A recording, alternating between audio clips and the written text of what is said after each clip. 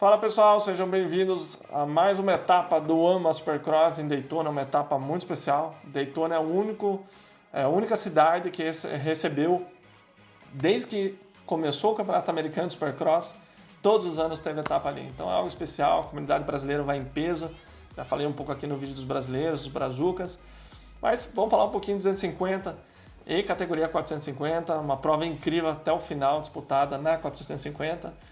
Pista talvez uma das mais difíceis em termos de terreno, né? Dificuldade da pista comer do campeonato. Então já deixa aquele like, se inscreve, a gente está quase batendo 65 mil inscritos. Então eu conto com vocês.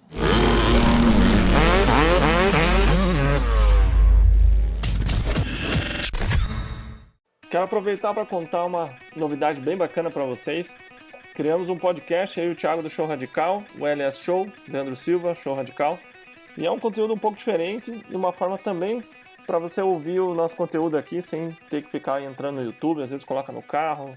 Eu, por exemplo, escuto muito treinando. Então vou deixar o link aqui embaixo na descrição. Considere também se inscrever e acompanhar o que rola no mundo das duas rodas através do formato podcast, que é muito legal.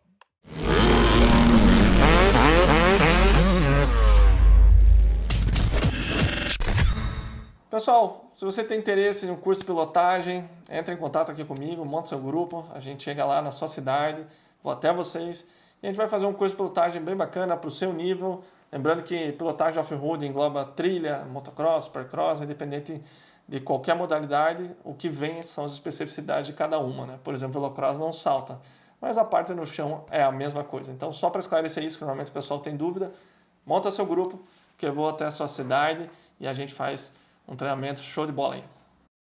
Pessoal, então na categoria 250, o que nós vamos falar, né? Foi um show do Jet Lawrence, ele realmente está um degrau acima do pessoal. Talvez, somando as duas costas, quem consiga andar com ele hoje seja o Christian Craig. Acho que aí daria uma pista boa, e sobre quem venceria vai depender da pista.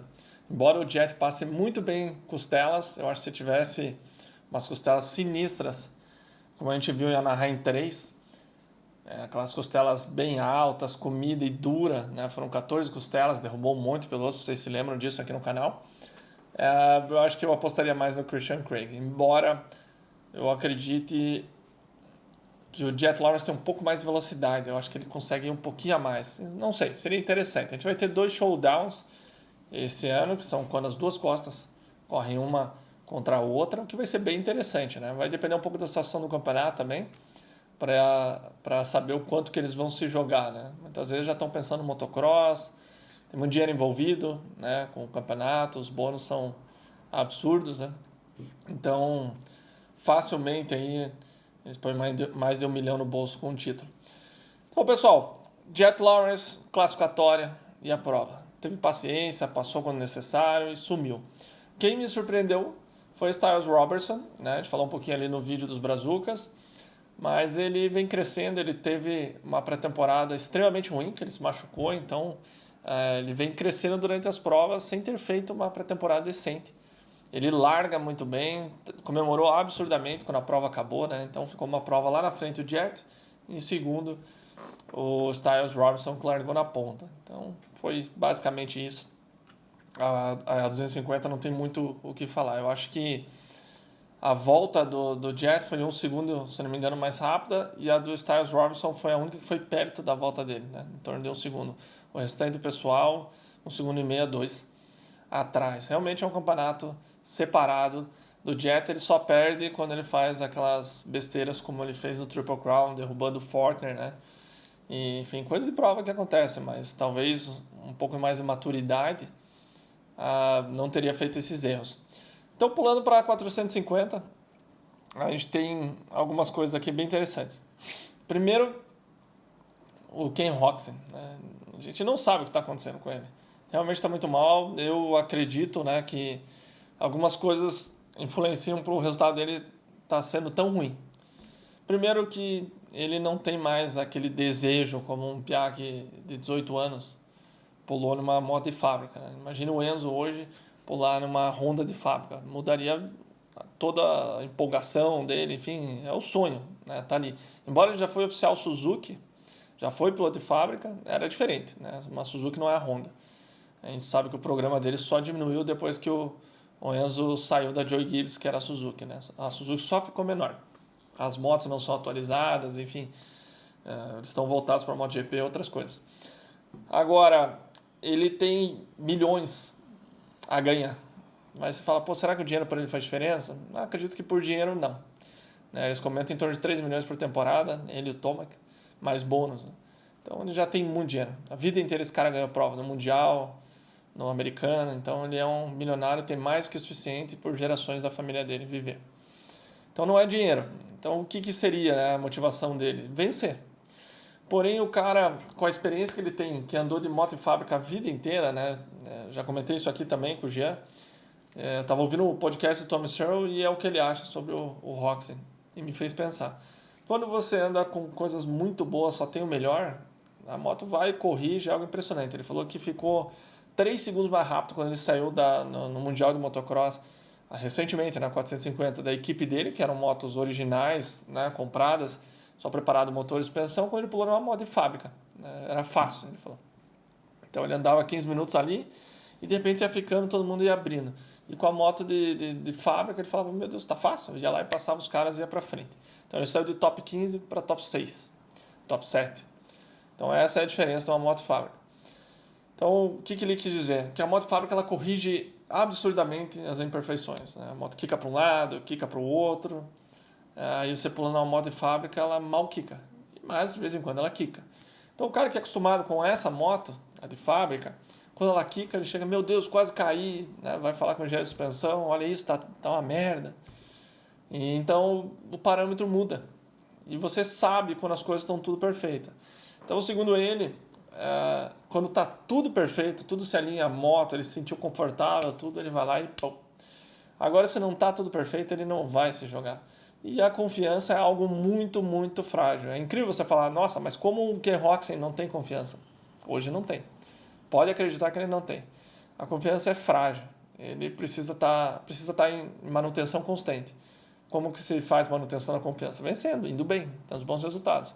Então, por mais que o Ken Roczen, que venceu a primeira etapa, esteja ali, ele já não acredita mais nele. Né? Então, você vê a mesma moto do ano passado, talvez um acerto, alguma coisa um pouco diferente. Ouvindo os podcasts, o pessoal fala, ele voltou ao acerto do ano passado. O Chase Sexton já comentou isso, né, porque ele caiu praticamente na última volta. Ele falou, cara, voltei no acerto do ano passado. Mais um exemplo, o Chase Sexton andando na frente com a mesma moto. São pilotos diferentes, tamanhos diferentes, estilos diferentes, sim.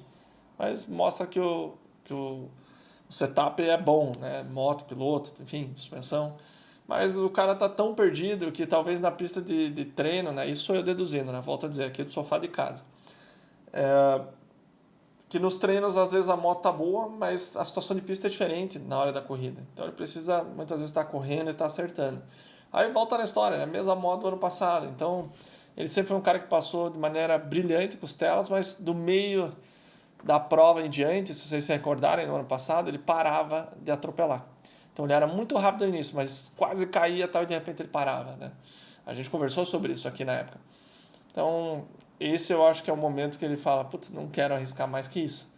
Essa é só a minha leitura aqui de fora, posso estar falando uma grande besteira, mas a impressão que dá é que ele tá feliz, tá tudo certo. Se der tudo certo, deu. Se não der tudo certo, vou andar de barco com meus filhos, acompanha ele, o meu filho, né, minha família, acompanha ele nos stories, vocês vão ver. O que também não tá errado. Quanto mais ele encanar, não sei até que ponto, né? Mas enfim, ele tinha uma oportunidade excelente em Daytona, que ele mandou muito bem, foi vice-campeão no motocross e, como eu disse, a etapa mais motocross do campeonato americano de Supercross. Então poderia ser o momento dele virar a chave, a moto precisa de um acerto diferente, enfim, poderia se comportar tudo diferente e ele poderia ir lá e ter um bom resultado, mas não foi dessa vez. Ainda ele teve sorte no final, que o Jason Anderson e o Malcolm Stewart foram penalizados, a gente vai entrar mais a fundo mais à frente do incidente deles, mas ele ganhou 2 posições aí e acabou em 7º lugar. E pessoal, durante a gravação desse vídeo, saiu a notícia de que o Ken Roczen abandonou o campeonato de Supercross, uma decisão dele com a equipe Honda. Com certeza foi a melhor atitude, ele já tirou um ano fora do motocross no passado e voltou destruindo o ano passado no Supercross e também no motocross, 2 vice-campeonatos bem próximos. Então, acho que a decisão certa, sem dúvida, essas 8, 9 cirurgias que ele fez nos braços afetou ele. Ele já comentou que o corpo dele não reage da mesma forma em relação à imunidade. E ele ainda teve Covid entre San Diego e uma das Anaheims, o que a gente sabe que muda um pouco as coisas. Eu mesmo tive e senti algumas diferenças. Então, vamos torcer pela recuperação do alemão. Ele é um ícone do esporte, não só nos Estados Unidos, como no Mundial de Motocross, um ícone global do esporte, um excelente embaixador, excelente atleta, showman nato. Então, vamos torcer para ele se recuperar e voltar ao melhor da sua performance, quem sabe. Falando então do nono lugar, Jason Anderson. Cara extremamente rápido, talvez o mais rápido do momento, de maneira geral, né? Se encontrou com o cara que estava mais rápido no dia, né? No treino, venceu a classificatória com a mão nas costas, entre aspas, né? O Malcolm Sturge. Então os dois, ele tinha tudo para ter um embate ali excelente. Largada, Cooper Webb pula na frente, seguido pela direita, Eli Tomac. Malcolm veio pelo meio, fez uma sequência diferente, mais rápido passou, e quem está por dentro, Jason Anderson, próxima curva para a esquerda. O Anderson mergulhou por dentro, né, bem baixo, ele entrou bem baixo na curva, para proteger o traçado dele. Eu vou tentar deixar o vídeo aqui. Proteger o traçado dele e tentar fazer alguma coisa ali no início. Então, a primeira coisa que a gente tem que prestar atenção, ele talvez seja um cara um pouco impaciente, tá? Mas dá para entender. Ele não tem medo de ir lá e dar uma trombada em alguém. Isso é da característica dele. Desde a época do amador ele fazia isso. Na 250, se vocês pegaram os vídeos do Ama Supercross, ele, fez isso com o Cole City várias vezes na última volta de passagem, etc. Então ele não perde viagem. É igual quando você está viajando na BR e a carreta dá seta. Ela vai entrar, então você freia. Ele botou por dentro, ele vai entrar, assim como o Barcia, assim como o Freeze e alguns pilotos que a gente já sabe. Ele não está no mesmo degrau do Barcia. O Barcia eu diria que pega um pouco mais pesado, né? O Freeze e tal.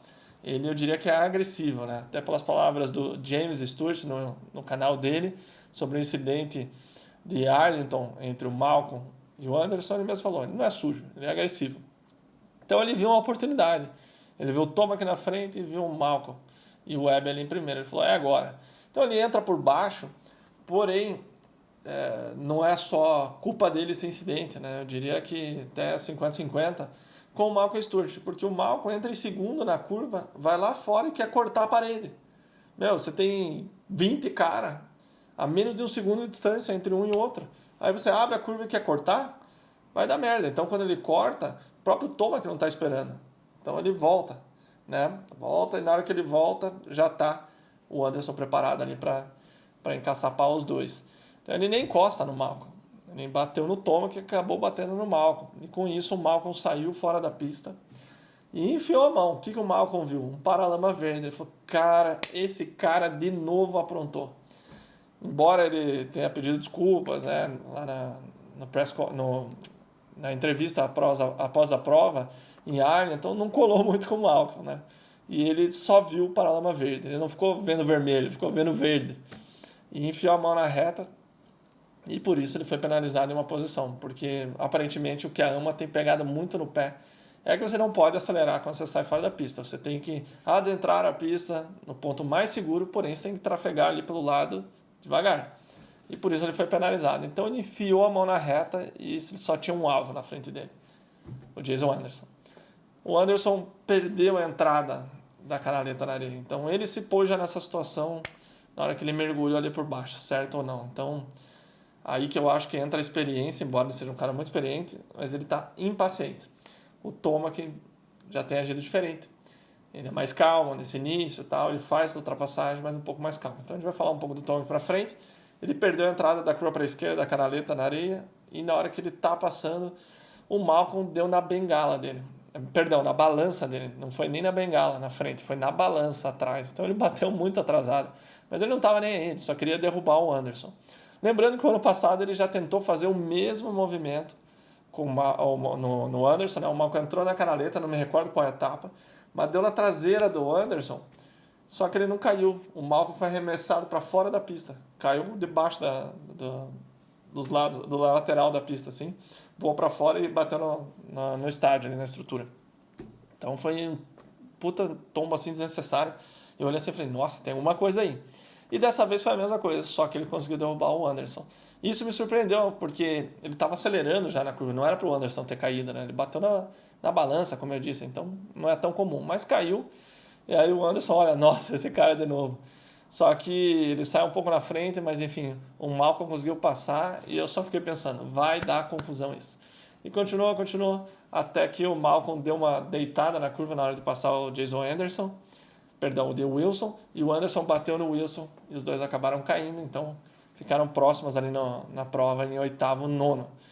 Porém, antes disso, nessa curva de areia onde o Jet Lawrence empurrou para fora, basicamente o Enzo, ele também pulou para fora e enfiou a mão e voltou do lado do Malcolm. Então, os dois foram punidos por isso. Os dois penalizados, cada um perdeu uma posição, então os dois desceram e quem subiu foi o Ken Roczen, certo?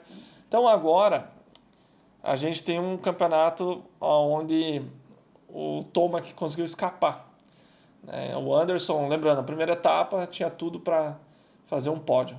Acabou se envolvendo num incidente com o Barcia, tá? E aí perdeu a posição no final, acabou em décimo. Aí a gente tem o Triple Crown, o primeiro Triple Crown ele saltou para fora da pista, tá? Enquanto ele estava em segundo. Ele tinha tudo para fazer um segundo, primeiro e primeiro, tá? Ou até primeiro.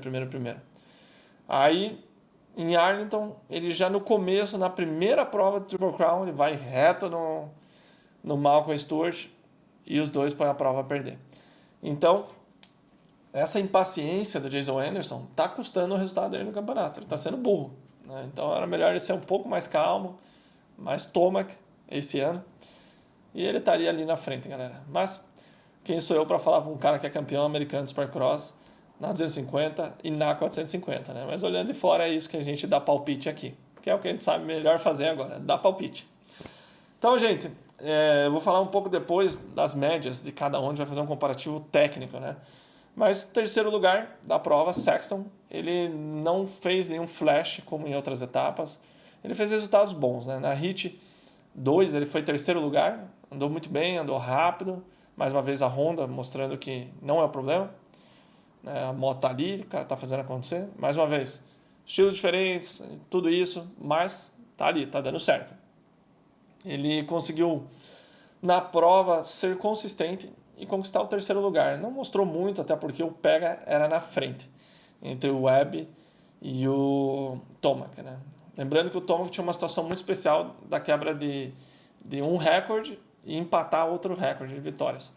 Então, a quebra de 5 vitórias que ele já tinha, então se ele vencesse, ele seria o maior recordista de Daytona de todos os tempos. Carmaia com 5 vitórias, Tomac com 5 vitórias. Foi lá e conseguiu a vitória, fez a sexta vitória de um piloto em Daytona, batendo o recorde, algo incrível, né? Até foi interessante ver que o Carmaia podia estar, quero que o meu recorde permaneça e tal. Muito pelo contrário, ele passou a impressão de estar empolgado ali com o Tomac podendo bater, a possibilidade do Tomac bater o recorde dele. Talvez ele admire, né, a dificuldade que é para chegar nesse número de vitórias e, enfim, aprecie isso. E outro recorde que ele pode empatar, que ele empatou, melhor dizendo, é o número de vitórias do Ryan Villopoto. Ele entrou nessa etapa com 40 e o Villopoto 41 vitórias. Ele foi lá e venceu, empatou então o all-time wins do Ryan Villopoto. Então, gente, falando do segundo lugar, né, eu pulei uma fase aqui, o Webb, ele sofreu demais, né, no East Coast, ou melhor, Costa da Califórnia, não sei se é o East Coast, sempre esqueço isso, porque era um estilo de pista diferente, pista dura, moto nova, a gente já comentou isso também. Foi como se ele mudasse de marca, é um projeto inteiramente novo da KTM. Ah, Leandro, mas por que ele não volta na moto antiga? Cara, porque tem milhões envolvidos, né? Se ele volta para o modelo antigo, a KTM estaria matando a Factory Edition. Jamais iria fazer isso. Então tem que arrumar a moto. E claramente o problema estava sendo, né, da moto, tanto que ele tem retomado o rumo da vitória. O Zach Osborne comentou no podcast que eu ouvi do Pulp MX, ele falando, fica tranquilo. Na hora que ir para a costa da Flórida, ele vai conseguir andar bem, a moto foi desenvolvida ali, eu já andei na moto, tá? Então vai dar tudo certo. As pistas são mais comidas, né? Então esse entra e sai, que o Webb é especialista de fazer, cortar bem embaixo da curva, ele não vinha conseguindo fazer. E obviamente a pista não comia tanto para ficar melhor esse tipo de pilotagem. Então ele não conseguia fazer o que ele é muito bom, que é frear forte, virar e sair rápido, certo? O Chad Reed fazia isso, mas nem perto de como o Webb faz. Então, não deu outra. Ele vem agora do terceiro pódio consecutivo, venceu a Heat, tá? Largou na ponta na final, liderando até o finalzinho. Mas, como corrida é corrida, para minha alegria no meu bolão, que eu apostei no Tomac, não tinha como não apostar no cara, mais uma vez 5 vitórias, ele entrou por dentro, nas costelas, que era o traçado que ele fazia toda a volta, pelo lado direito, certo? Então ele batia embaixo e saia fechado, talvez as costelas estavam mais iguaizinhas, beirando o tough block, só que ele estava ultrapassando os retardatários, quase final de prova, né? Prova inteira, Yo-Yo 1 chegava, ele abria, chegava, ele abria. O Tomac não estava chegando nele. Ele encostava, o Webb respondia. Ele ficou 6 minutos para conseguir tirar a diferença para ficar atrás, né? Tava 3 segundos. E o Webb me parecia estar dentro do controle dele, porque toda vez que ele precisava, ele abria. E ele é o tipo de cara que é muito difícil de ultrapassar. Um cara que sabe vencer, ele não é um campeão à toa, né? Mas tudo acontece, né? Tinha na frente um cara muito bom, Shane McElrath, levando volta. Ele fez a parte dele, foi tudo para a direita, para não atrapalhar. O traçado principal era no meio, só que era o traçado do Webb, né? O Tomac tinha um ponto ali que ele ganhava tempo, que era as costelas, né? Toda essa parte final ele era mais rápido. Aquela opção depois ele fazia muito rápido. Mas o Webb vinha controlando isso, mais uma vez. Eu não sei se o Tomac passaria, né? Porque o Webb é muito bom em defender. E ele estava respondendo os tempos, né? Ele só manteve os tempos do Tomac quando ele assumiu a liderança. O que aconteceu? Ele entrou para a direita, sem culpa. O McElrath foi mais para a direita e ainda contornou, só que nisso ele fechou.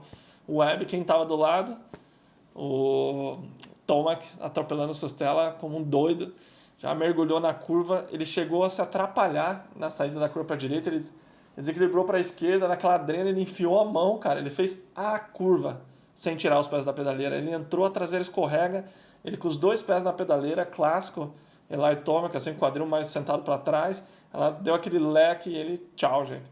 E é o seguinte, né, a moto tava fervendo, cara, no final da prova. Então, que a gente brinca no nosso grupo, né, se ela não ferve, não é o Eli Tomac. Ele me lembra muito o Balbi, né, o Balbi, se a moto não tava fervendo, não era estralando tudo, não tava no dia. E o Tomac é assim. Ele foi lá e enfiou a mão, mesmo com o Webb tirando a mão, já desistindo da prova. O Tomac, meu Deus, baixou o santo ali, rapaz. E foi para cima, atacando as curvas, foi massa de ver. Lembrando que o Tomac estava tendo um dia ruim. Ele não foi bom, não foi bem nos treinos. Ele foi quarto na Hit 2, não foi mais rápido, embora muito próximo do tempo, né? Todo mundo no mesmo segundo. Ele não foi o mais rápido. Então, até no podcast de hoje, o pai dele falando: você não está se sentindo bem, mas isso já aconteceu várias vezes e você ganhou aqui. Então, fica tranquilo, prova é prova. A diferença é que ele conseguiu uma boa largada, né? Então, ele tem melhorado essa parte dele. A gente vai entrar nos dados agora, mas essa fez total diferença. Ele se posicionou bem. Embora o Anderson tenha acertado ele na segunda curva, não prejudicou a prova dele, tá? E ainda quem eram os 2 pilotos rápidos que podiam fazer frente, o Anderson e o Malcolm, ficaram para trás lá na briga deles. Então ficou entre ele e o Webb. E é o que deu a emoção da prova. Foi até o final. Ele comemorou muito. Ele se mostrou realmente feliz com essa 6ª vitória. E, enfim, foi uma prova de arrepiar. Eu demorei para conseguir dormir porque a adrenalina estava lá em cima. Mas vamos ver uns dados aqui, ó, pessoal.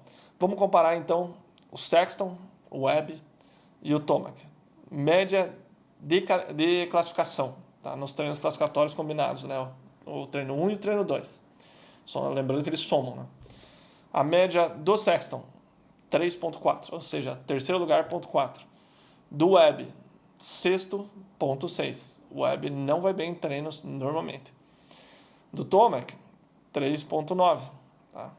Então, o Sexton geralmente classifica melhor que os dois. Média de largada. O Anderson, média de 7º lugar no treino classificatório. Média de largada do Anderson. Quantos holy shots, aliás? 1 holy shot para o Anderson, 2 holy shots para o Sexton, 3 holy shots para o Webb, nenhum holy shot para o Tomac. A gente sabe que largada é o ponto fraco dele, embora esteja melhor esse ano. A gente já falou isso aqui também. Então a gente tem a média de final da primeira volta. Qual é a posição? Anderson, 5.9. Sexton, 4.3. Webb, 5.7. Tomac, 6.3. Ou seja, ele vem sempre de trás do pessoal já no final da primeira volta. Então ele já passou gente. Sem dúvida, ponto fraco do jogo dele. Tá? Vamos lá. Voltas lideradas. Quem que vocês acham que é o cara que mais liderou voltas esse ano no Ama Supercross? Para agora esse vídeo, escreve aqui embaixo. Anderson, 45 voltas lideradas. Sexton, 40 voltas lideradas. Webb, 22 voltas lideradas. Tomac, 16 voltas lideradas. Olha que loucura isso, gente. Média de resultado na prova, né? Anderson, quarto lugar, ponto 2. Sexton, quinto, ponto 7. Talvez, se ele tivesse terminado aquela prova que ele venceria, a primeira etapa dessa costa, né? De Arlington. Arlington? Não, antes de Arlington, me fugiu o nome da etapa. No frio, ele teria melhorado bastante essa média. Webb, 4.9. E o Tomac, aqui que ele tem destruído todo mundo, na consistência. Segundo, ponto 7. Número de vitórias do Anderson, 3. Do Sexton, 1. O Webb, nenhuma. E o Tomac, 4 vitórias. Aí você fala, pô, mas tem mais cara bom, certo? Quem que vocês acham que fez a volta mais rápida da prova? Daytona. Playground, do Eli Tomac. Tinha tudo para ser um Ken Roczen super rápido. Malcolm andando super bem já nos treinos, batendo melhor volta no finalzinho. O único virar 10. Enfim, um monte de piloto bom. Quem que vocês acham? Para o vídeo, escreve mais uma vez. Quem que vocês acham?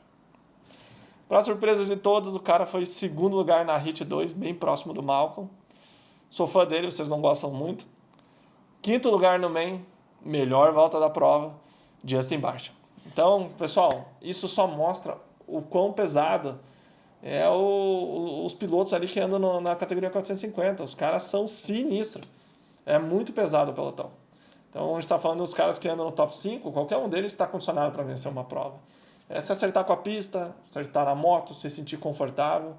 Vejam o Eli Tomac, ele apostou saindo da Kawasaki, indo para a Yamaha, porque tinha um engenheiro de suspensão que foi ex-mecânico de treino dele, que entendia a linguagem dele. Então é um engenheiro de suspensão que anda de moto, que é uma exceção, e ainda se entende com o piloto. Isso é fundamental. Ao longo de uma carreira, você tem um cara desse do seu lado, isso estou falando dos Estados Unidos, né? No Brasil não existe isso.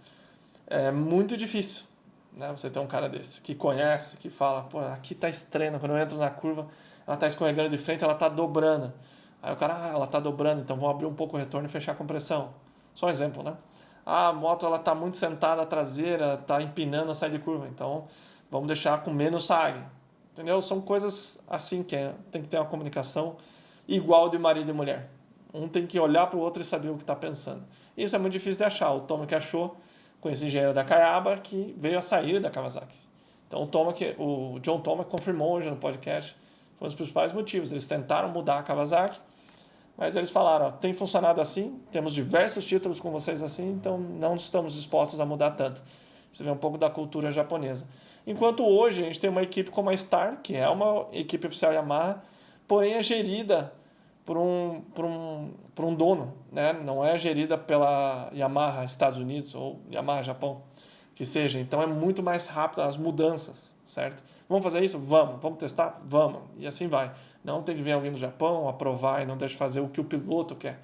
Se o piloto acha que isso é bom o suficiente, que vale a pena ser testado, por que não experimentar? Tira essa dúvida da cabeça, né? Então é interessante essa aposta que ele veio a fazer e deu certo.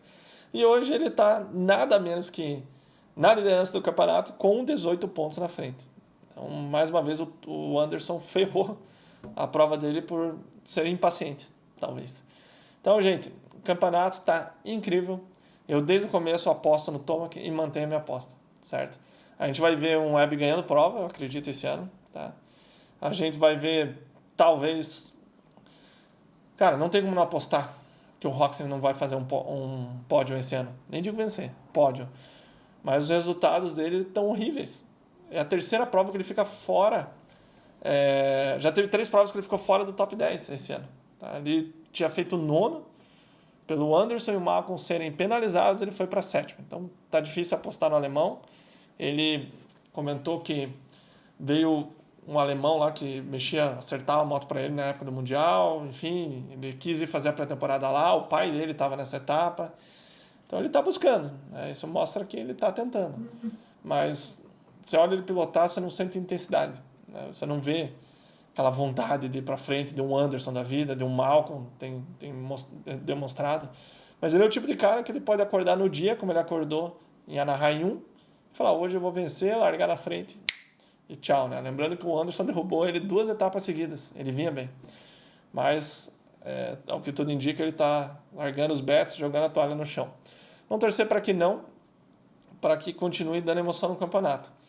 E um cara que eu falei para vocês nos 10 coisas para ficar de olho nessa etapa foi o Dylan Ferrandis, e não deu outra. Foi lá 4º lugar. Ele tinha mais tempo nessa prova, né, para buscar, enfim, a pista mais estilo motocross. Ele é o atual campeão de motocross, mas como vocês podem ver na foto aqui, ele procurando um gate de largada, olhando, ainda não tá boas as largadas dele, a média de largada dele, enfim, tá mais para baixo do que a do Tomac ainda, na mesma moto. Isso com certeza vai ser interessante de ver qual vai ser a dinâmica da equipe tendo um Tomac e um Ferrandis disputando motocross, né? Então, acredito eu que vai surgir uma divisão ali dentro, porque é muita rivalidade para o mesmo local, né? Embora o Tomac more no Colorado, não fique tanto na Flórida como o Dylan Ferrandis fica, o bicho vai pegar, gente. Não tem como. Essa rivalidade começa já entre o mecânico de um e de outro, embora seja a mesma tenda, o cara compra a briga do seu piloto, geralmente. Tá? Então vai ser bem interessante. Eu, para a próxima etapa, estou curioso para ver como vai ser o Malcolm. Ele vem conseguindo ser consistente, andando ali na posição de pódio. Ele é o cara que tem mais 5º lugares esse ano. Tá? Ele fez vários 5º lugares. Então ele está sendo bem consistente. Se não me engano, ele está em 4º no campeonato por conta disso. Tá?